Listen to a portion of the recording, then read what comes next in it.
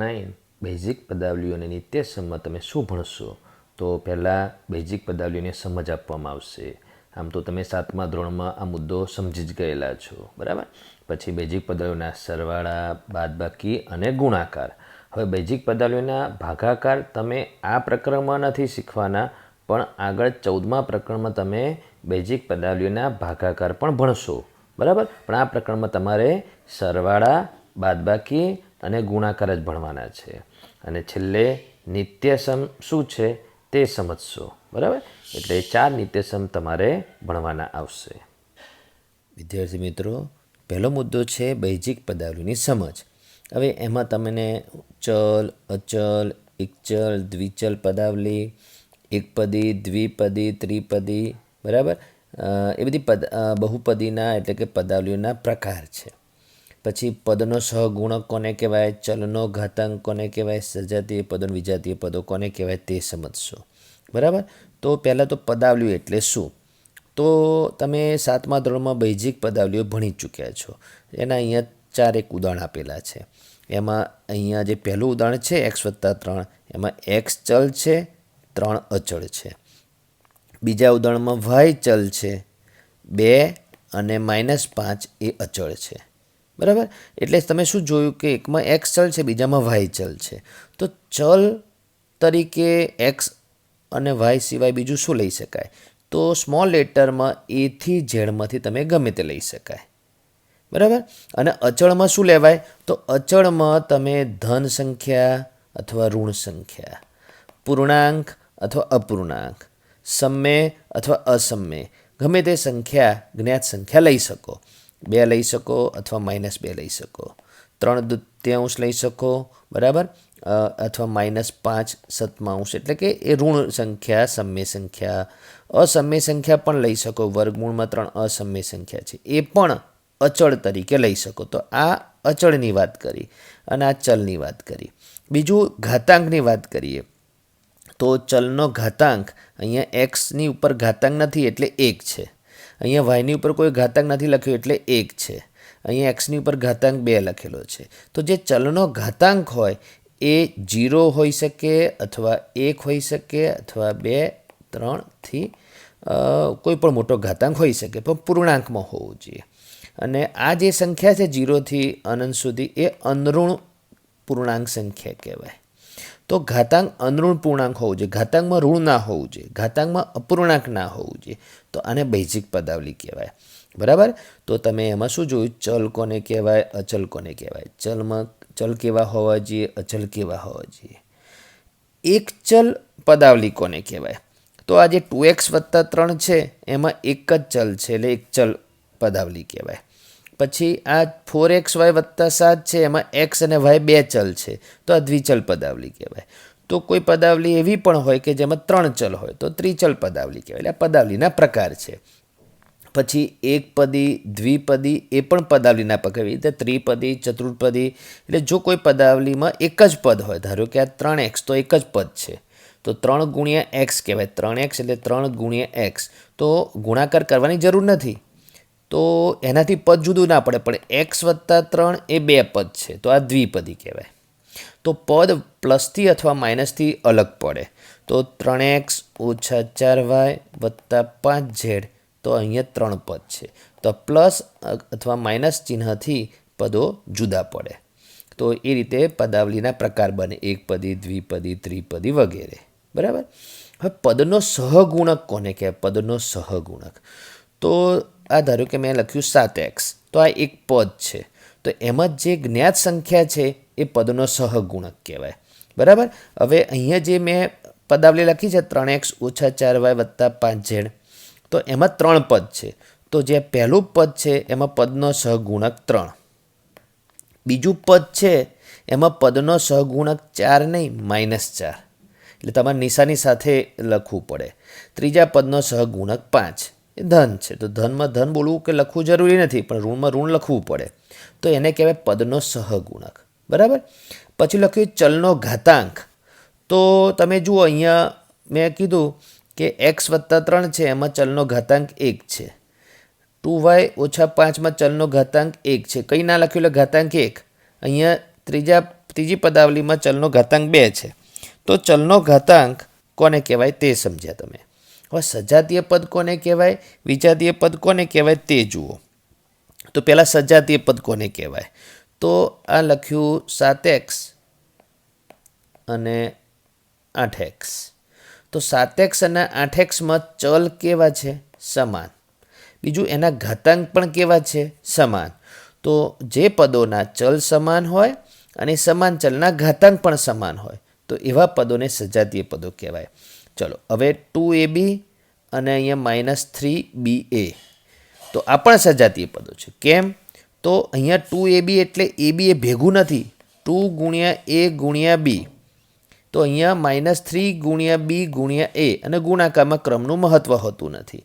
તો અહીંયા પણ એ ચલ છે, એનો ઘાતાંક એ છે 1 છે. તો અહીંયા પણ એ ચલમાં ઘાતાંક 1 છે. ચલ b એનો ઘાતાંક 1, તો અહીંયા પણ ચલ બીનો ઘાતાંક 1. એટલે આ સજાતીય પદો કહેવાય. બરાબર.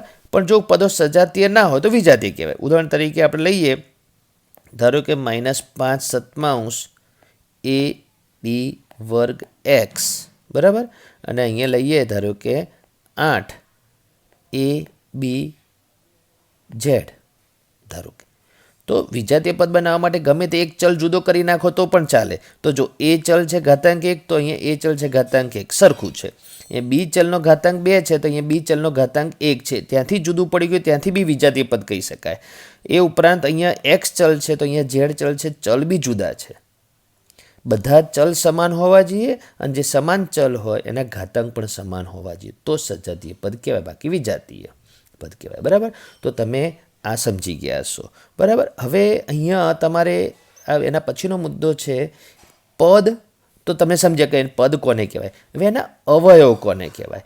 એ 14મા ચેપ્ટરનું નામ છે અવયવીકરણ.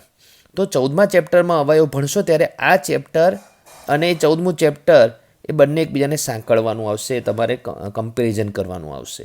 એટલે હું તમને એ સમજાવી દઉં કે ધારો કે આ 4x લખ્યું, તો આ એક પદ છે. બરાબર. હવે એમાં અવયવ કયા? તો 4xમાં 4 એટલે 2 ગુણ્યા 2 અને ગુણ્યા x.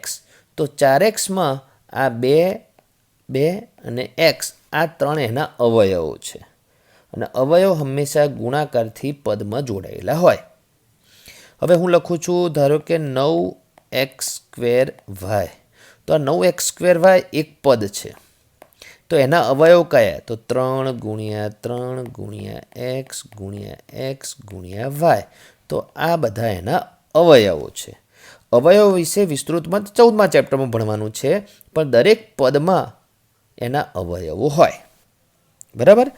તો એ તમે સમજ્યા હશો. હવે એક પદી કોને કહેવાય, દ્વિપદી કોને કહેવાય એ હમણાં તમને સમજાયું. અને એક પદી સિવાયની બધી પદાવલીને બહુપદી કહેવાય. એટલે જો વ્યાખ્યા જુઓ, એકથી વધુ પદો કે જેના સહગુણકો 0 ન હોવા જોઈએ. એટલે તમે જુઓ, જેટલી બી પદાવલી છે એમાં કોઈ સહગુણક 0 નથી. તો આ પદાવલીમાં છેલ્લો સહગુણક -20 છે, અહીંયા સહગુણક -5 છે, અહીંયા -10 છે, અહીંયા સહગુણક નથી આપ્યો એટલે 1 છે. ક્યાંય સહગુણક 0 ના હોવો જોઈએ કોઈ બી પદનો. બરાબર. અને ચલના ઘાતાંક અનઋણ પૂર્ણાંક હોવા જોઈએ. તો એ હમણાં મેં વાત કરી હતી કે અહીંયા જે ચલ છે તો એનો ઘાતાંક 2, અહીંયા પણ ઘાતાંક 2, અહીંયા ઘાતાંક 2 છે, અહીંયા 1 છે, કોઈ ઘાતાંક ના આપેલો એટલે 1. તો ચલનો ઘાતાંક અહીંયા ચલ છે નહીં. અને તમારે જો જે -20 લખેલું છે એની બાજુમાં જો તમે ચલ લખવો હોય, નથી તો પણ તમે લખી શકો, જે લખવો એ લખી શકો. ધારો કે બી લખવો છે તો એનો ઘાતાંક તમારે 0 લખવો પડે. જે અચળ પદ હોય, ચલ સિવાયનું પદ હોય, એની બાજુમાં પણ તમે ચલ વિચારી શકો, લઈ શકો, પણ ત્યાં ઘાતાંક 0. એટલે જે ઘાતાંક હોય એ અનઋણ હોવો જોઈએ. એટલે ચલના જે ઘાતાંક હોય એ અનઋણ પૂર્ણાંક હોવા જોઈએ. તો તેને બહુપદી કહેવાય. તો આ બહુપદીની વ્યાખ્યા છે. બરાબર. તો કેટલાક અહીંયા ઉદાહરણો આપેલા છે બહુપદીના. એકપદી, દ્વિપદી, ત્રિપદી, બહુપદી. એટલે ત્રિપદીથી જ પછીની હોય એ બહુપદી કહેવાય એવું નહીં. તમે એક કરતાં વધારે પદો વાળી પદાવલીને બહુપદી કહેવાય. બરાબર. હવે તમે સજાતીય પદો અને વિજાતીય પદો મેં તમને આગળ સમજાવી દીધું છે. તો 7x અને 14x એ સજાતીય પદો છે. તો આ -13x પણ સજાતીય પદ છે. બરાબર. હવે આ 5x² છે તો એની સાથે સજાતીય પદ આવશે આ -9x². 7y સાથે સજાતીય પદ અહીંયા કોઈ છે જ નહીં, વાયવાળું પદ. પણ આ વાયવાળું છે પણ એમાં ઘાતાંક 2 છે. 7xy સાથે સજાતીય પદ છે -5yx. તો આ બે પદ કેમ સજાતીય પદ છે? સજાતીય પદો કેમ છે? કેમ કે એમાં 7 અને -5 સહગુણક જુદા પડે છે, નહીં જોવાનું. તમારે ચલ જોવાનું, તો અહીંયા x છે તો અહીંયા પણ x છે, અને બંનેના ઘાતાંક પણ સમાન છે. y છે તો અહીંયા પણ y છે, અને બંનેના ઘાતાંક સમાન છે. તો એ રીતે સજાતીય પદો તમે સમજ્યા હશો. બરાબર. અને જે પદો સજાતીય પદો ના હોય એમને વિજાતીય પદો કહેવાય. બરાબર. તો આ પહેલો મુદ્દો તમે સમજી ગયા હશો. વિદ્યાર્થી મિત્રો, હવે જે પદાવલી હોય છે એને સંખ્યા રેખા દ્વારા રજૂઆત પણ કરી શકાતી હોય છે, તો તે સમજાવું છું. તો આપણે x+5 છે, બરાબર, એ પદાવલી છે દ્વિપદી. તો એને સંખ્યા રેખા દ્વારા બતાવવી હોય તો કેવી રીતે બતાવાય તે જુઓ. તો પહેલાં તો x+5માં x પણ ધન છે અને 5 પણ ધન છે. બરાબર. તો જ્યારે પદાવલીના પદો ધન હોય તો તમારે 0ની જમણી બાજુ બતાવવું પડે. તો તમે આ એક સંખ્યા રેખા છે જેમાં કિરણ કરીને દોરેલું છે, અને આ 0 છે. તો 0થી ડાબી બાજુનું કેમ નથી બતાવ્યું? ત્યાં કંઈ આવશે નહીં. તમારે બતાવવું તો બતાવી બી શકો. બરાબર. એટલે રેખા થઈ ગઈ. હવે x+5માં પહેલાં x એક માપ છે, અજ્ઞાત માપ છે. તો તમારે 0થી અમુક અંતરે તમારે નિશાની પાડી અને ત્યાં એક x અંતર લખી દેવાનું સ્મોલ લેટરમાં. હવે આ x જે છે એ x હોવું જરૂરી નથી. તમે ત્યાં બીજું નામ, બિંદુનું નામ છે, આ જે બિંદુ છે આ બિંદુ છે, તો a, પછી આ બિંદુ b, એવું ગમે તે લઈ શકો. બરાબર. એટલે મેં બદલી નાખ્યું નામ. તો એ બિંદુનું નામ છે, અને અહીંયા જે x લખ્યું છે એ પદાવલીમાં જે x છે તે છે, અને એક અંતર બતાવવાનું તમારે 0થી બિંદુ a સુધીનું અંતર x. બરાબર. હવે a અને b બિંદુ વચ્ચેનું અંતર 5. તો x અંતર, બરાબર, 0 વાળું બિંદુ અને a બિંદુ વચ્ચેનું અંતર x છે. a અને b બિંદુ વચ્ચેનું અંતર 5 છે, અને એ બંનેનો સરવાળો x+5 એ આ રીતે સંખ્યા રેખા પર બતાવાય. તો સંખ્યા રેખા ઉપર આ તમે જે બતાડેલું છે, બરાબર. હવે હું બધું ભૂસી નાખું, વધારાનું જે મેં રેડથી બતાવ્યું છે એ મેં ભૂસી નાખ્યું. બરાબર. તો તમે જુઓ કે x+5ને આ રીતે સંખ્યા રેખા પર બતાવાય. બરાબર. x+5માં x અને 5 બંને ધન છે. હવે બીજું ઉદાહરણ જુઓ. અહીં બીજું ઉદાહરણ છે 4x+5. તો 4x+5માં 4x પણ ધન છે અને 5 પણ ધન છે. હમણાં આપણે સમજાવ્યું x+5, એમાં એક વધારાનું લીધું 4x. 4xનો અર્થ શું? x+x+x+x 4 વખત +5. આ તમને ખબર હોવી જોઈએ. અને આ બધા અંતર છે, બરાબર, બે બિંદુઓ વચ્ચેના અંતર.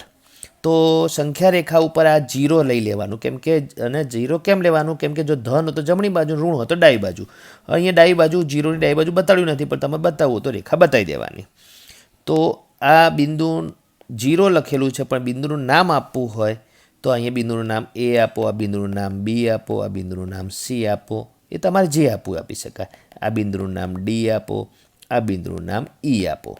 મેં નામ બદલ્યા એનું કારણ એથી કરીને સળંગ નામ આપવા હતા એટલા માટે. બરાબર. અને અહીંયા o નથી, 0 છે. તો 0થી બિંદુ, અરે a અને b બિંદુ વચ્ચેનું અંતર x. તો b અને c બિંદુ બી એટલા જ અંતરે રાખવાનું. એટલે a અને b બિંદુ વચ્ચેનું જેટલું અંતર છે એટલું જ b અને c બિંદુ વચ્ચેનું અંતર રાખવાનું. એટલે એ પણ x અંતર થયું. અહીંયા તમે જુઓ કે આ બે બિંદુ વચ્ચેનું અંતર અને આ બે બિંદુ વચ્ચેનું અંતર જુદું જુદું છે. x અજ્ઞાત છે, એ ખબર નથી 5 છે કે 3 છે કે 2 છે, એ નથી ખબર. એટલે x+5માં x અને 5 અંતર અલગ અલગ બતાડ્યું. અહીંયા શું છે? 4x છે. 4x છે એટલે 4 વખત x અંતર સરખું બતાવવાનું. તો તમે જુઓ કે 1, 2, 3 અને 4 વખતનું અંતર સરખું રાખ્યું. હવે બિંદુ E અને બિંદુ પછી અહીંયા F ના પાવો. તો બિંદુ E અને બિંદુ F વચ્ચેનું અંતર 5, એ આ અંતર કરતાં જુદું રાખ્યું છે. આ અંતર એક્સ છે આ બે બિંદુ વચ્ચેનું. એના કરતાં ઓછું અથવા વધારે તમારી ઈચ્છા મુજબ રાખી શકાય. બરાબર. તો આ રીતે 4x+5 ને સંખ્યા રેખા ઉપર બતાવાય. બરાબર. હવે હું આ રેડ કલરથી જે છે એ ભૂસી કાઢું તમે જોઈ શકો કે સંખ્યા રેખા પર બતાવવાનું છે. તો સંખ્યા રેખા ઉપર 0ની જમણી બાજુ જ બતાવવાનું છે. એટલે 0ની ડાબી બાજુની રેખા બતાવો તો બી ચાલે, ના બતાવો તો પણ ચાલે. તો આ તમે સમજ્યા હશો. એ જ રીતે અહીંયા નીચે જે છે એકલું એક્સને સંખ્યા રેખા પર બતાવવાનું આવે, x-4 ને 2x+1 ને 3x-2 ને તો બી બતાવી શકો. હવે હું 3x-2 ને સંખ્યા રેખા પર બતાવીને તમને સમજાવું છું. તો પહેલાં તો 3x-2 માં 3x એટલે શું? તો x+x+x અને -2. તમારે એ જોવાનું જે પદાવલીને સંખ્યા રેખા પર બતાવવાની હોય એ પદાવલીના પદોમાં જે પ્લસ હોય એ સંખ્યા રેખામાં 0ની જમણી બાજુ આવે અને જે માઇનસ હોય એ સંખ્યા રેખા ઉપર 0ની ડાબી બાજુ આવે. બરાબર. તો તમે આ એક સંખ્યા રેખા મેં દોરી છે. બરાબર. હવે 3x એટલે 3 બિંદુઓ તમારે 0ની જમણી બાજુ સરખા અંતરે લેવાના. તો આપણે માની લો કે આ બિંદુ લીધું, એ બિંદુ નામ આપીશું. પછી એટલા જ અંતરે આ બિંદુ બી લઈશું. અત્યારે હું માપપટ્ટીથી નથી માપતો પણ એ અને 0થી એ બિંદુ વચ્ચેનું અંતર એટલું જ એ અને બી બિંદુ વચ્ચેનું અંતર લીધું છે. બરાબર. બી અને સી બિંદુ વચ્ચેનું અંતર પણ એટલું જ લેવાનું, માપપટ્ટીથી માપીને લેવાનું. અત્યારે હું માપપટ્ટીથી માપ્યા વગર લઉં છું એ ના ચાલે એમ તો, પણ અત્યારે હું આ રીતે લઉં છું.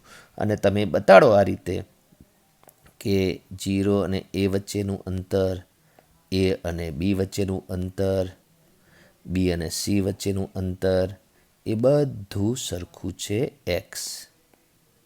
બરાબર. તો એ અંતર x0ની જમણી બાજુ છે એટલે 3x કહેવાય. બરાબર. હવે બીજું છે -2.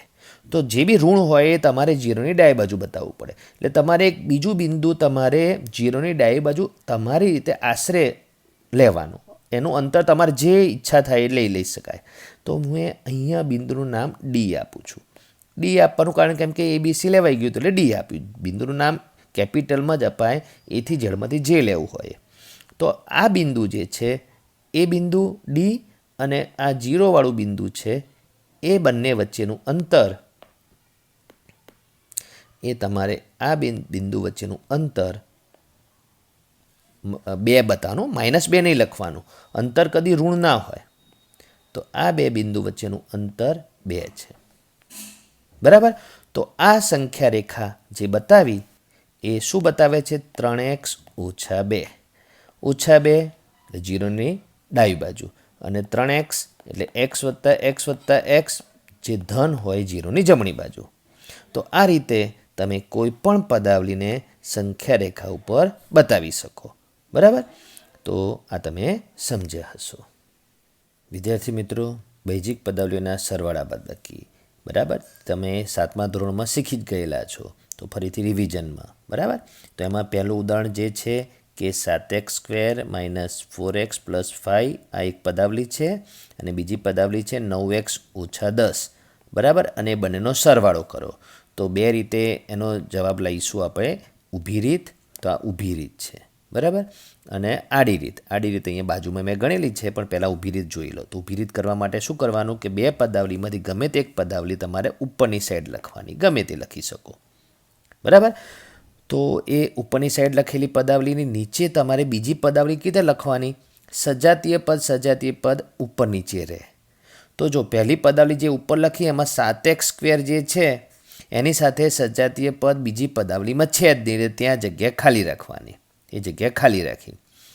-4xની સાથે સજાતીય પદ છે 9x, તો -4xની નીચે 9x ગોઠવ્યું. +5ની સાથે સજાતીય પદ છે -10, તો +5ની નીચે -10. એટલે આ રીતે પહેલાં ગોઠવણી કરવાની. સજાતીય પદ ઉપર નીચે ગોઠવવાના. બરાબર. અને પછી તમારે ચિહ્નને આધારે સરવાળા બાદબાકીનો નિયમ શું ભણ્યા છો તમે કે સમાન ચિહ્ન હોય તો સરવાળો કરવાનો, અસમાન ચિહ્ન હોય તો બાદબાકી કરવાની અને મોટા અંકનું ચિહ્ન મૂકવાનું. બરાબર. અને આ સરવાળા બાદબાકીમાં ધ્યાન એ રાખવાનું કે તમે ગમે તે ક્રમમાં સરવાળો બાદબાકી કરો, એટલે મતલબ ડાબી બાજુથી જમણી બાજુ જાઓ કે જમણી બાજુથી ડાબી બાજુ જાઓ કે વચ્ચેના પદનું સાદુરૂપ પહેલાં આપો અને આજુબાજુના પદનું સાદુરૂપ એના પછી આપો તો પણ જવાબ તો જે આવવાનો છે એ જ આવે. બરાબર. તો 7x² એમના એમ, કેમ કે એની સાથે સજાતી પદ છે નહીં. -4x + 9xમાં અસમાન ચિહ્ન છે, 4x ઋણ છે, 9x ધન છે, તો અસમાન ચિહ્ન તો બાદબાકી કરવાની. તો 9x - 4x કરવાના. હવે 9x - 4xમાં xમાં કંઈ નહીં થાય, ખાલી જે જ્ઞાત સંખ્યા છે એમાં જ તમારે બાદબાકી કરવાની આવશે. 9 - 4, 9 - 4 એટલે 5, x એમના એમ, અને મોટો અંક 9 છે, 9 ધન છે એટલે ધન 5x સાદુરૂપ આવશે. બરાબર. પછી જે 5 - 10 છે એમાં અસમાન ચિહ્ન છે એટલે અસમાન ચિહ્ન હતો બાદબાકી 5, અને મોટો અંક 10 છે એની આગળ ઋણ છે એટલે ઋણ 5. તો આ ઊભી રીત કહેવાય. બરાબર. આડી રીતમાં તમારે જેનો સરવાળો કરવાનો હોય એ બંને પદાવલીને તમારે કૌંસમાં લખી દેવાની આ રીતે, અને પછી કૌંસ છોડી દેવાનો. તો કૌંસ છોડતી વખતે ધ્યાન એ રાખવાનું કે કૌંસની ડાબી બાજુ ધન હોય તો ચિહ્ન બદલાય નહીં. તો આ કૌંસની ડાબી બાજુ બી ધન હતું અને આ કૌંસની બહાર પણ કોઈ ચિહ્ન નહીં એટલે ધન હતું. એટલે બધા જ પદો એના એ જ ચિહ્ન સાથે કૌંસ છોડી દીધા. પછી સજાતીય પદની જોડ બનાવવાની. તો 7x² સાથે કોઈ સજાતીય પદ નથી એટલે એમનું એમ એકલું રહેશે. -4xની જોડે ધન 9x ગોઠવવાના, +5ની જોડે -10 ગોઠવવાના. તો આ રીતે સજાતીય પદની જોડ બનાવી. બરાબર. જેની બનતી તેની જોડ બનાવી. જે પદ એકલું હતું એ એમનું એમ રહેશે. હવે અહીંયા -4x + 9xમાં એ જ રીતે નિયમ કે અસમાન ચિહ્ન હતો બાદબાકી 5x, અને મોટા અંક 9 જે છે એ ધન છે એટલે ધન 5x. અહીંયા 5 - 10માં અસમાન ચિહ્ન છે એટલે 10માંથી 5 જાય તો 5, મોટો અંક 10 છે એની આગળ ઋણ છે એટલે ઋણ 5. તો આ રીતે સરવાળા બાદબાકીના દાખલા બે રીતે થશે, ઊભી રીત અને આડી રીત. પણ તમારે ખાલી આડી રીત જ શીખવાની છે અને પ્રેક્ટિસ કરવાની છે. બરાબર. આ ધોરણના દાખલામાં કે આગળના ધોરણોમાં જ્યારે પણ પદાવલીના સરવાળા બાદબાકી આવે તમારે ઊભી રીત કરવાની નથી. બરાબર. આડી રીત જ કરવાની છે, એ ધ્યાન રાખજો. બરાબર. વિદ્યાર્થી મિત્રો, હવે ઉદાહરણ નંબર 1 જુઓ. બરાબર. જેમાં શું કરવાનો છે? સરવાળો. બરાબર. લખ્યું સરવાળો કરો. અને કોનો સરવાળો કરવાનો કીધો છે? આ એક પદાવલી છે, પછી આ બીજી પદાવલી છે, અને આ ત્રીજી પદાવલી છે. 3 પદાવલીનો સરવાળો કરો. તો 3માંથી ગમે તે પદાવલી તમારે સૌથી ઉપર લખવાની ઊભી રીતમાં. બરાબર. ઊભી રીત હું શીખવાડીશ ખરો, પણ પરીક્ષામાં તમારે નથી કરવાની. તો જે પહેલી પદાવલી જે છે એ આપણે ઉપર લખી. અને મેં શું કીધું હતું કે સજાતીય પદો ઉપર નીચે રહે એ રીતે ગોઠવવાના. તો હવે જે ઉપરની જે પદાવલી ગોઠવી એમાં 7xy એટલે xy ઉપર ધ્યાન દેવાનું, કેમ કે સજાતીય પદની વ્યાખ્યામાં શું ભણ્યા? 7 એટલે એનો સહગુણક નહીં જોવાનો, તમારે ચલ જોવાનો અને ચલનો ઘાતાંક જોવાનો. એના સાથે સમાન હોય એ સજાતીય પદ કહેવાય. તો તમારે અહીંયા જે બીજી પદાવલી છે એ બીજી પદાવલીમાં xy વાળું પદ છે જ નહીં, એટલે એની નીચે xy વાળું પદ આવશે નહીં. ત્રીજી પદાવલીમાં xy વાળું પદ છે -2xy. તો ત્રીજી પદાવલીમાં -2xy તમારે એની નીચે રહે એ રીતે ગોઠવ્યું. બરાબર. પછી 5yz જે છે એ 5yz સાથે yz વાળું પદ બીજી પદાવલીમાં છે 4yz. તો 5yz નીચે 4yz ગોઠવી દીધું. પણ ત્રીજી પદાવલીમાં yz વાળું પદ છે જ નહીં, એટલે ત્રીજી પદાવલીમાં એ ખાલી રાખ્યું સ્થાન. બરાબર. હવે તમારે એની નીચે એની બાજુમાં જે છે -3zx. તો -3zxમાં zx વાળું પદ બીજી પદાવલીમાં 9zx છે તો એ ગોઠવ્યું. અને ત્રીજી પદાવલીમાં -3zx ને બદલે xz કહો કે zx કહો એક જ કહેવાય. ગુણાકારમાં ક્રમનું મહત્ત્વ નથી. zx કહો કે xz કહો એક જ કહેવાય. એટલે એ ત્રીજી પદાવલીનું -3xz અને અહીંયા zx કરી દીધું છે. એટલે zx રાખો કે xz રાખો એક જ કહેવાય. એ તમે એની નીચે ગોઠવ્યું. બરાબર. હવે કયા પદો એવા છે કે જે વિજાતીયમાં એની સાથે કોઈ સજાતીય પદ છે જ નહીં? તો એક છે -4y બીજી પદાવલીમાં, તો -4y એની નીચે કોઈ અને ઉપર બી કોઈ પદ નથી. અને જે છેલ્લી પદાવલી છે એમાં 5x છે, એની સાથે બીજી પદાવલીમાં કે પહેલી પદાવલીમાં કોઈ સજાતીય પદ નથી. તો આ રીતે આપણે ઊભી ગોઠવણી કરવાની. અને પછી શું કરવાનું? સજાતીય પદની જોડમાં સમાન ચિહ્ન તો સરવાળો કરવાનો, અસમાન ચિહ્ન તો બાદબાકી કરવાની. 7xy પ્લસ છે, 2xy ઋણ છે એટલે બાદબાકી, 5xy આવશે, 7માંથી 2 જાય તો 5, અને મોટો અંક જે ધન હોય તો જવાબ 5xy ધન. પછી આ જે છે બે પદો એમાં 5yz પણ પ્લસ છે અને 4yz પણ પ્લસ છે. સરવાળો કરવાનો એટલે અહીંયા પ્લસનું ચિહ્ન મૂકેલું છે, બરાબર. તો સમાન ચિહ્ન એટલે 5 ને 4 9yz, અને 5 ની આગળ ધન છે, મોટા અંકની આગળ જે ચિહ્ન હોય એ પરિણામનું ચિહ્ન મૂકવાનું એટલે ધન 9yz. ત્રીજામાં તમારે 3 સજાતીય પદોની જોડી છે, એટલે 3 પદો એવા છે જે સજાતીય છે. ત્યારે તમારે શું ધ્યાન રાખવાનું? એક સાથે ત્રણેયનું સાદુરૂપ ક્યારે કરી શકાય? ત્રણેયના ચિહ્ન સમાન હોય તો. ત્રણેયના ચિહ્ન સમાન નથી, બેના સમાન ચિહ્ન છે. -3zx અને -3xz અથવા -3zx. તો એ બંનેનો સરવાળો કરો, સમાન ચિહ્ન સરવાળો -6zx. કેમ કે સમાન ચિહ્ન સરવાળો કરવાનો, મોટા અંકનું ચિહ્ન એટલે ગમે તે એક 3નું ચિહ્ન એટલે ઋણ. માઇનસ પ્લસ એ ગુણાકાર કરો ત્યારે અહીંયા પ્લસ ના થાય, માઇનસ જ ચિહ્ન રહેશે. અને 9zxનું સાદુરૂપ બાકી. તો હવે આ બંનેમાં અસમાન ચિહ્ન છે એટલે બાદબાકી થશે. 9zxમાંથી 6zx એટલે 3zx, અને 9 મોટો અંક છે એની આગળ ધન છે એટલે ધન 3zx આવશે, બરાબર. હવે 5x અને -4y એ વિજાતીય પદ છે એટલે એમના એમ રહેશે. તો આ ઊભી રીત થઈ. આડી રીત કરવા માટે અહીંયા બાજુમાં જુઓ કે જે બી 3 પદાવલી છે પહેલાં એને કૌંસમાં લખી દેવાની અને એનો સરવાળો કરવાનો છે એટલે એ ત્રણેય કૌંસની વચ્ચે પ્લસનું ચિહ્ન મૂકી દેવાનું, કેમ કે સરવાળો કરવાનો છે. પછી કૌંસ છોડવાનો. સરવાળા કરતી વખતે કૌંસ છોડો ત્યારે કૌંસની અંદરની જે પદાવલી હોય એમાં કોઈનું ચિહ્ન બદલાશે નહીં. એટલે જે 7xy ધન હતા ધન રહેશે, 5yz બી ધન હતા ધન રહેશે, એટલે જેના જે ચિહ્ન હતા એના એ જ રહેશે, બરાબર. તો અહીંયા જો 4yz ધન, 9zx ધન, 4y ઋણનું ઋણ. હવે અહીંયા જુઓ, હવે આ કૌંસની અંદર જે -3xzમાં xz કહો કે zx કહો એ ઋણ છે, બરાબર. અને કૌંસની બહાર પ્લસ છે. તો બે ચિહ્ન છે, અહીંયા પ્લસ છે, અહીંયા માઇનસ છે.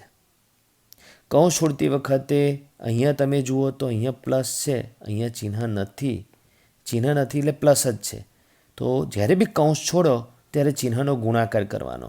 તો અહીંયા પ્લસ ગુણ્યા પ્લસ પ્લસ થાય એટલે આપણે અહીંયા પ્લસ મૂક્યું હતું, બરાબર.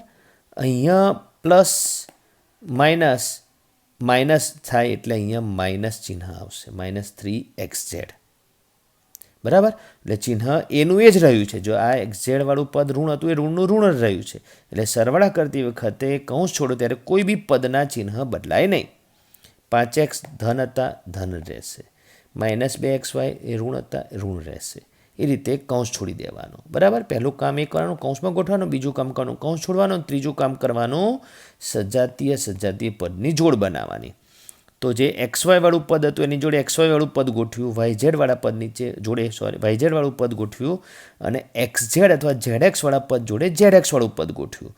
એકલું y વાળું પદ એક જ છે, એકલું x વાળું પદ પણ એક જ છે, એટલે જો એની સાથે સજાતીય પદની જોડ નથી એટલે સૌથી છેલ્લે લખ્યું.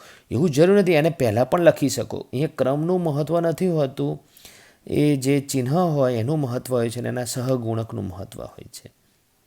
હવે અહીંયા 7xyમાંથી 2x જાય એટલે 5xy, અને મોટા અંકનું ચિહ્ન એટલે +5xy. અહીંયા બંને સમાન ચિહ્ન છે એટલે 5 ને 4 9yz, બરાબર. સમાન ચિહ્ન સરવાળો, મોટા અંકનું ચિહ્ન એટલે 9yz. હવે જ્યારે 3 પદોનું સાદુરૂપ આપવાનું હોય સાથે, તો એક સાથે ત્રણેયનું સાદુરૂપ નહીં આપવાનું.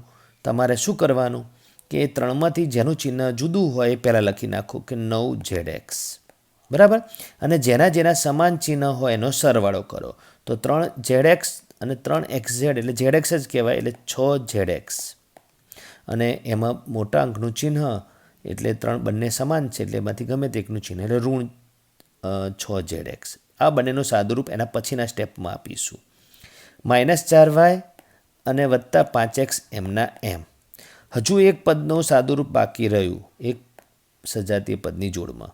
5xy એમનું એમ, 9yz એમનું એમ, 9zx ઓછા 6zx એટલે 3zx કેમ કે અસમાન ચિહ્ન બાદ બાકી મોટા અંકનું ચિહ્ન, -4y + 5x. તો આ એનો આન્સર છે. બરાબર. તો ઊભી રીતમાં બી એ જ જવાબ છે. તમે જોઈ શકો છો ઊભી રીત બે તમે જુઓ 5xy તો અહીંયા 5xy, 9yz તો અહીંયા 9yz. બરાબર. +3zx તો +3zx, +5x તો +5x, -4y તો -4y. તમે જુઓ અહીંયા +5x ને -4yમાં 5x પહેલાં છે ને 4y પછી -4y પછી છે, અને આપણે જે લખ્યું એમાં -4y પહેલાં છે ને 5x પછી છે. મેં શું કીધું હતું? ક્રમનું મહત્ત્વ નથી હોતું. તમારે જે પદ હોય એ પદનો જે ચલ સહગુણક અને એના ચિહ્ન એમના એમ રહેવા જોઈએ. બરાબર. તો આ ઉદાહરણ પહેલું તમે સમજ્યા હશો. હવે વિદ્યાર્થી મિત્રો ઉદાહરણ નંબર 2 જોઈશું, જેમાં પદાવલીઓની બાદબાકી છે. બરાબર. એ કઈ રીતે ખબર પડશે? તો રકમમાં લખ્યું છે કે આ જે પદાવલી છે 7x² - 4xy + 8y² + 5x - 3y માંથી, એટલે આ પદાવલીમાંથી આ જે બીજી પદાવલી લખેલી છે 5x² - 4y² + 6y - 3 બાદ કરો. એટલે એવું બાદ કરો લખેલું હોય એટલે એક આ જોવાનું અને બીજું આ માંથી શબ્દ શોધી કાઢવાનો. તો જેમાંથી બાદ કરવાનું હોય તો એ પદાવલી ઉપર લખવાની. બરાબર. ઊભી રીતમાં. એટલે ઊભી રીત બી હું અત્યારે સમજાવું તો છું જ, પરીક્ષામાં નથી કરવાની તમારે.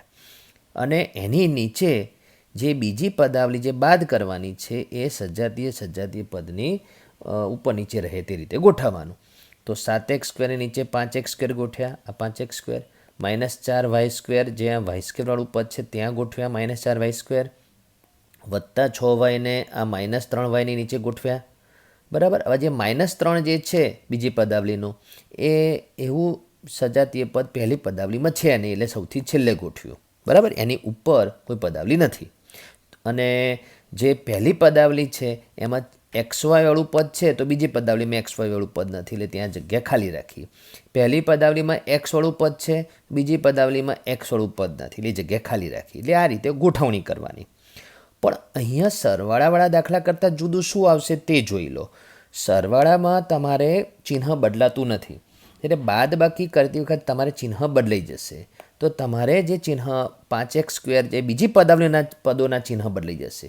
પહેલી પદાવલી જે છે એના ચિહ્ન એના એ જ રહેશે, પણ બીજી પદાવલીના જેટલા 4 પદો છે અહીંયા તો 4 પદોના ચિહ્ન બદલાઈ જશે. 5x² ધન હતું એ ઋણ થઈ ગયું. હવે આ માઇનસ તમારે ગણવાનું, 5x² ને માઇનસ ગણવાનું. 4y² જે ઋણ હતું એ ધન થઈ ગયું. 6y ધન હતું એ ઋણ થઈ ગયું. 3 જે છે એ ઋણ હતું એ ધન થઈ ગયું. એટલે ચિહ્ન બદલાઈ ગયા.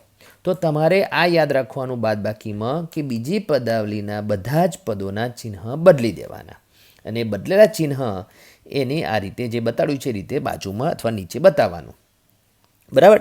અને પછી હવે નિયમ સમાન ચિહ્ન હતો સરવાળો કરવાનો, અસમાન ચિહ્ન હતો બાદબાકી કરવાની અને મોટા અંકનું ચિહ્ન મૂકવાનું.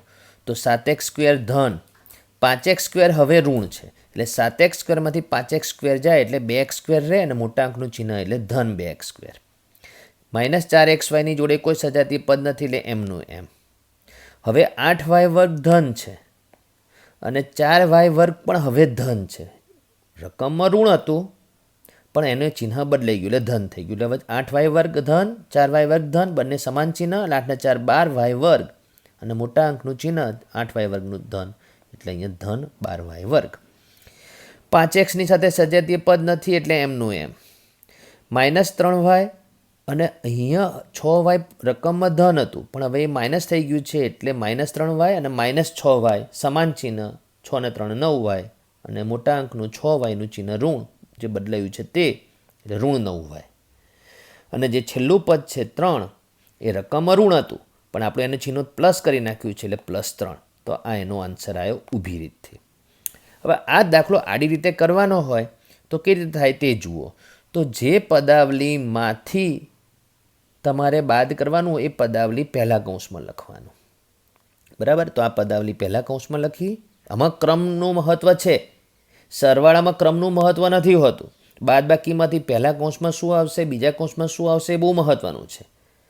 પછી બીજા કૌંસમાં જે બીજી પદાવલી બાદ કરવાની છે તે આવશે, તો તે લખી નાખવાની. બરાબર. હવે કૌંસ છોડતી વખતે મેં શું કીધું હતું, કૌંસની ડાબી બાજુ, જ્યાં કૌંસની ડાબી બાજુ ધન હોય ત્યાં ચિહ્ન બદલાશે નહીં. તો આ જે પહેલો કૌંસ છે એની ડાબી બાજુ કોઈ ચિહ્ન નથી, એટલે ધન છે, એટલે બધાના ચિહ્ન એના એ જ રહેશે. બરાબર. જે પદાવલીમાં જે ઋણ 3y હતું તો ઋણ 3y રહેશે, ધન 5x હતું ધન 5x રહેશે, એટલે ચિહ્ન બદલાશે નહીં. પરંતુ અહીંયા જે બીજી પદાવલી છે એ બીજી પદાવલીના બધાના ચિહ્ન બદલાઈ જશે. કેમ? કેમ કે આગળ ઋણ છે.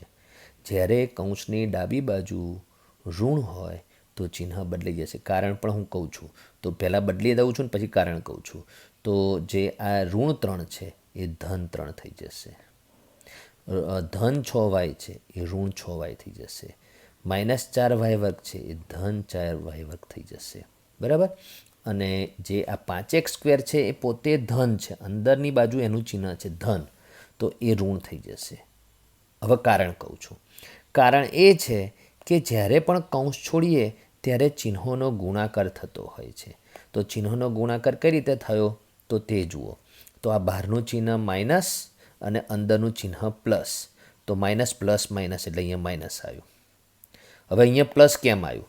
તો બહારનું ચિહ્ન માઇનસ, કૌંસ ડાબી બાજુ, જે કૌંસની ડાબી બાજુનું ચિહ્ન માઇનસ અને 4y વર્ગનું ચિહ્ન પણ માઇનસ, તો માઇનસ માઇનસ પ્લસ એટલે અહીંયા પ્લસ થયું. બહારનું ચિહ્ન અને અંદરના ચિહ્નનો ગુણાકાર કરવાનો. બહારનું ચિહ્ન એટલે કૌંસની ડાબી બાજુનું, તો માઇનસ અને આ પ્લસ, માઇનસ પ્લસ માઇનસ એટલે અહીંયા માઇનસ થયું. બરાબર. અને બહારનું ચિહ્ન માઇનસ અને અંદરનું ચિહ્ન 3 વાળું બી માઇનસ, તો માઇનસ માઇનસ પ્લસ થયું એટલે અહીંયા પ્લસ આવ્યું. એટલે આ ચિહ્ન બદલવાનું ક્યારે આવે એ યાદ રાખવાનું. બરાબર. એટલે હવે એના પછી સજાતી પદની જોડ ગોઠવવાની. તો જે 7x² છે એની જોડે આ -5x² આવશે, એનું ચિહ્ન માઇનસ થઈ ગયું છે તો એ હું માઇનસ લખીશ.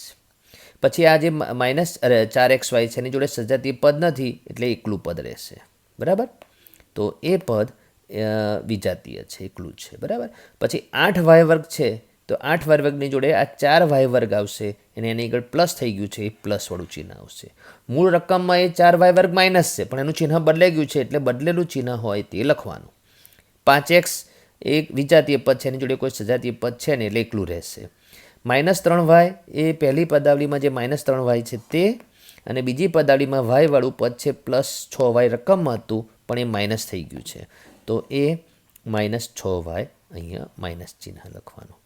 અને રકમમાં જે બીજી પદાવલીમાં 3 ઋણ હતું પણ એ ધન થઈ ગયું છે તો અહીંયા +3 આવશે. તો આ થઈ પદોની ગોઠવણી, સજાતી પદોની ગોઠવણી.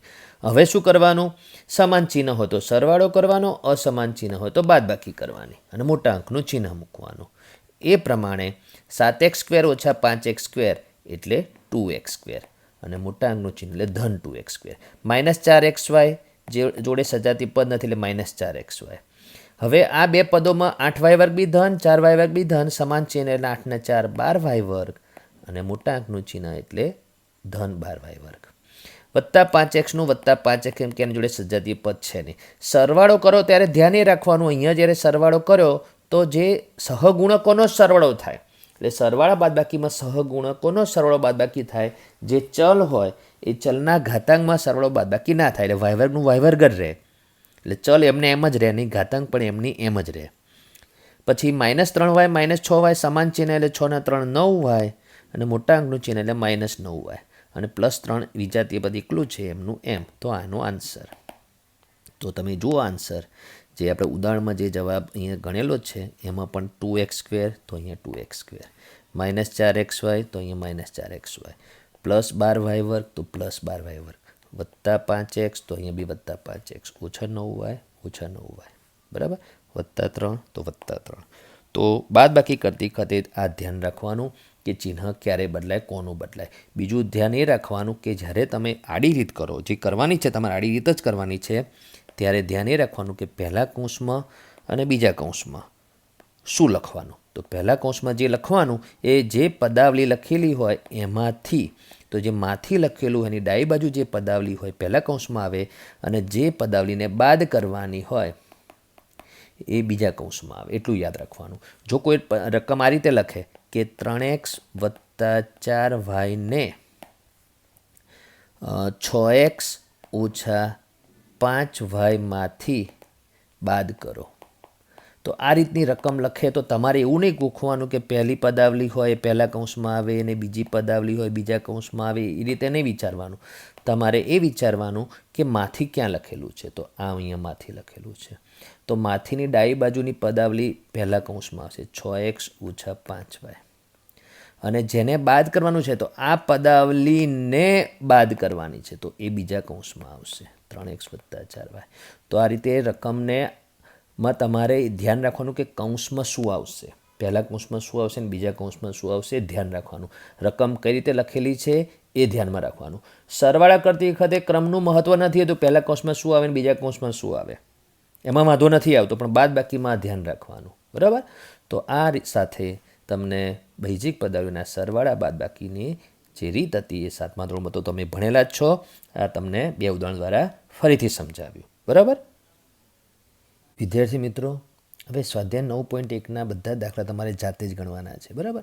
પણ હું એમાં થોડું સમજાવી દઉં છું.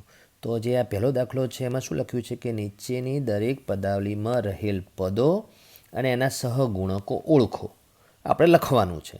તો સમજો કે આ બીજી રકમ છે એમાં જે 3 પદો છે, તો તમારે શું દાખલો કઈ રીતે ગણવાનો? રકમ લખવાની કે 1 + x + x². બરાબર? શું કીધું છે? પદો અને સહગુણકો ઓળખો. તો તમારે લખવાનું પહેલું પદ, તો પહેલું પદ 1. બરાબર? તે પદનો સહગુણક, તો 1. બરાબર? પછી તમારે લખવાનું બીજું પદ, તો બીજું પદ છે x, તો તેનો સહગુણક અથવા બીજા પદનો સહગુણક. તો સહગુણક એટલે જે પદ હોય એમાં જે ચલ હોય એની સાથે ગુણાયેલી જ્ઞાત સંખ્યા. તો કોઈ લખેલી નથી એટલે તમારે 1. ધન હોય તો ધન, ઋણ હોય તો ઋણ. ત્રીજું પદ, તો ત્રીજું પદ છે x², તો તેનો સહગુણક એટલે ત્રીજા પદનો સહગુણક. તો એ પણ જે ચલ હોય એ ચલની ડાબી બાજુ જે સંખ્યા જ્ઞાત સંખ્યા ગુણાયેલું હોય તે નથી આપ્યું એટલે 1. ધન હોય તો ધન, ઋણ હોય તો ઋણ લખવાનું. બરાબર? હવે આ જે 5મો દાખલો જુઓ, તો એમાં એ જ રીતે પહેલું પદ x/2. બરાબર? હું બધું નથી લખતો. પહેલું પદ x/2, તો તેનો સહગુણક. તો કેટલાક વિદ્યાર્થી આ પદનો સહગુણક 2 વિચારશે. 2 નથી, 1/2 છે. તો આ 2 છેદમાં છે એટલે છેદમાં રહેશે. અને એક્સની જોડે કંઈ નથી લખ્યું એટલે 1, એટલે 1/2 અથવા 0.5. એટલે પદનો સહગુણક 1/2 લખો અથવા 0.5. બીજું પદ છે y/2, તો એનો સહગુણક પણ એ જ રીતે 1/2 અથવા 0.5. ત્રીજું પદ જે છે એ ત્રીજું પદ -xy છે. એટલે ધન હતો ધન, ઋણ હતો ઋણ લખવાનું. ત્રીજું પદ -xy અને એનો સહગુણક, પદનો સહગુણક બરાબર -1. જ્યારે કોઈ અંક ના લખ્યો જ્ઞાત સંખ્યા તો 1 અને એનું જે ચિહ્ન હોય એ પણ લખવાનું. એટલે ઋણ હોય તો ઋણ લખવું પડે, ધનમાં ધન લખવાની જરૂર નથી. તો એ રીતે આ બધા દાખલા તમારે જાતે ગણવાના. પહેલા દાખલામાં જે 6 છે તે.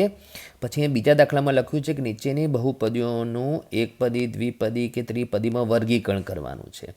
તો 3 પ્રકારની પદાવલીમાં વર્ગીકરણ કરવાનું છે અને કઈ પદાવલી, કઈ બહુપદી એ ઉપરોક્ત 3માંથી એક પણ પ્રકારમાં બંધ બેસતી નથી, એટલે એકપદી, દ્વિપદી કે ત્રિપદીમાં નથી આવતી, તે તમારે લખવાનું છે.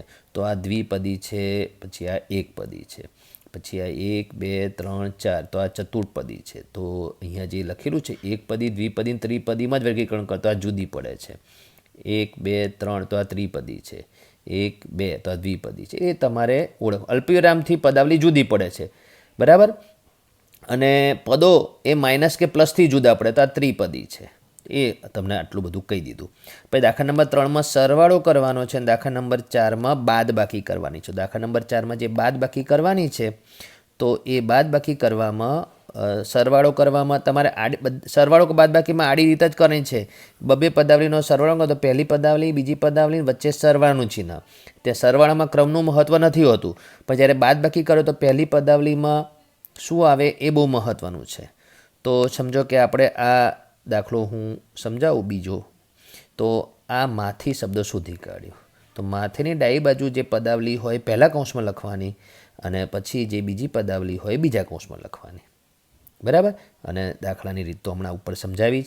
તો આ રીતે સ્વાધ્યાય 9.1ના દાખલા તમારે જાતે કરવાના અને પછી